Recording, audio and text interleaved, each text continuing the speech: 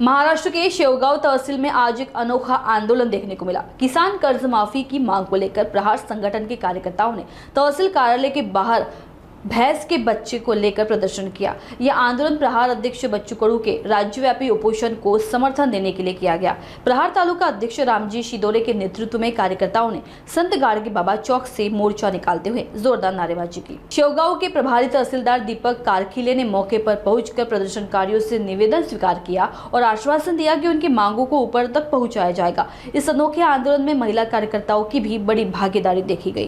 गेली 5 दिवसापासून या महाराष्ट्रातला अंध अपंग दिव्यांगाचा आणि शेतकऱ्याचा कैवारी मसीहा बच्चूभाऊ अन्नत्याग आंदोलनाला बसलेले आहे आणि बच्चूभाऊंच्या प्रमुख मागण्या आहे शेतकऱ्याची संपूर्ण सरसकट कर्जमाफी झाली पाहिजे आणि दिव्यांगांना 6,000 रुपये मानधन मिळालं पाहिजे। शेतीचे काम MBJRGS मधून झाले पाहिजे।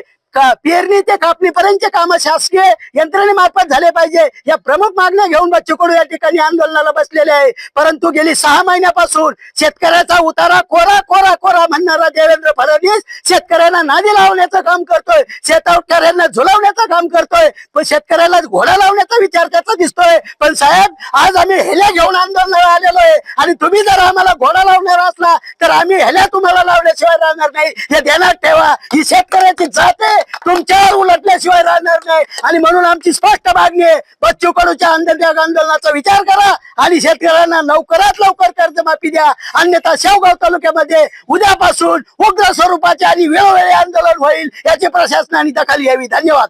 आज आपण शेवगाव तहसील कार्यालयासमोर आमचे जनशक्ती शक्ती पक्षाचे तालुका अध्यक्ष आदरणीय रामजी शिदोरे साहेब आणि आज शेवगाव तालुक्यातील तळागाळातून आलेले माझे शेतकरी बंधू, दिव्यांग बंधू, विधवा महिला आणि आमचे प्रांतचे सगळेच लढवय्ये कार्यकर्ते आज इथं उपस्थित एक रेडा घेऊन आलेलो आहे। आम्ही रेड्याचं कातड हे शेतकऱ्याचं प्रतीक म्हणून रेडा आज तहसील कार्यालयामध्ये घेऊन आम्ही इथं आलेलो आहे। आज 6वा दिवस आहे। आमचा प्राण, आमचे श्वास सगळ्या जनतेचे शेवटच्या घटकाचे तारणहार नामदार दिव्यांग हृदय सम्राट बच्चू कडू त्यांच्या पोटात अन्नाचा एकही कण नाही। 6 महिने झाले आम्ही वेळोवेळी वेगवेगळ्या प्रकारचे जीव घेणे आंदोलन करत आहोत। आमच्याशी कूटनीती करून विधानसभेमधला आमच्या नेत्याचा आवाज यांनी दाबला, पण महाराष्ट्रातील सर्व घटकाचा आवाज हे सरकार दाबू शकत नाही। म्हणून आजची शेवटचा अल्टिमेट आहे। उद्यापासून जिल्हाभर तालुकाभर कोणत्याही ठिकाणी आम्ही सरकारला कोणताही काम करू देणार नाही आणि आमचा प्रत्येक कार्यकर्ता बच्चू भाऊचा एक गुण घेऊन रणांगणात उतरलेला आहे। भाऊच्या केसाला जरी धक्का लागला तरी आम्ही मंत्रालय फोडून तोडून त्यांना राज्यकारभार चालू देणार नाही, याची दखल यांनी घ्यावा। गेले 5 दिवसापासून या महाराष्ट्र सरकारच्या विरोधात आणि शेतकऱ्यांची कर्जमाफी व्हावी म्हणून सर्वांचे नेते आदरणीय आमदार बच्चू कडू साहेब हे उपोषणला बसलेले आहेत।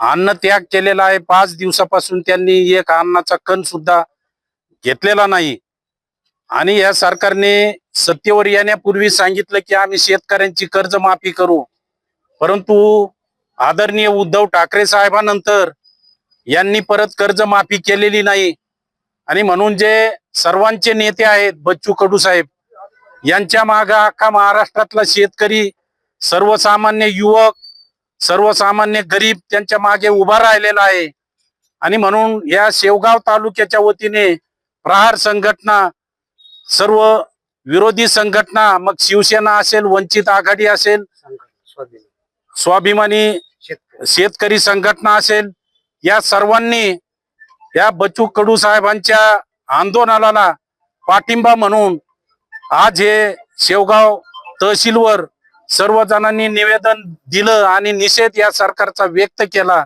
आपल्याला माहिती की हे सरकार इतकं लबाड आहे की शेतकऱ्यांचा कुठलंही काही दखल घेत नाही। फक्त भ्रष्टाचारात हे सरकार पूर्ण बुडून गेलेले आहे आणि फक्त विरोधी पक्षाचे प्रमुख कार्यकर्ते फोडण्यामध्ये यांना आनंद वाटतो। परंतु आज आमचा शेतकरी उपाशी मरतोय, गोरगरीब जनता उपाशी मरते, त्यांचं कोणीही दखल घेत नाही। म्हणून अशा या निष्क्रिय आणि नालायक निर्लज्ज सरकारचा आम्ही या ठिकाणी निषेध व्यक्त करतो।